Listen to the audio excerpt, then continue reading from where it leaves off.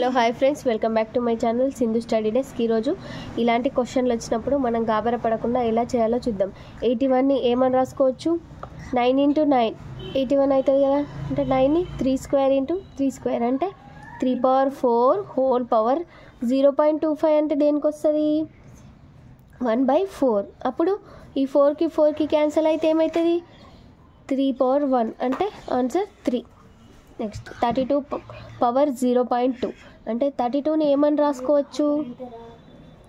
2⁵ అంతే కదా. 32ని చూసుకుంటే 2 1s అవసరం లేదు, 2⁵. ఇది 0.2 అంటే 1/5.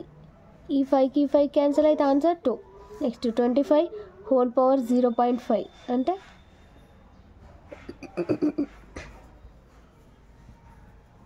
25ని 5² అని రాసుకోవచ్చు. అట్లనే 0.5ని 1/2 అంతే కదా. 2 1s 5s 2 5s 10 అట్లా. ఈ 2కి క్యాన్సిల్ అయితే ఆన్సర్ 5. నెక్స్ట్ 256 పవర్ 0.25 256ని ఏమని రాసుకోవచ్చు? 4⁴. ఈ 0.25ని ఇక్కడ ఏం రాసుకున్నాం? 1/4. 4కి 4కి క్యాన్సిల్ అయితే ఆన్సర్ 4.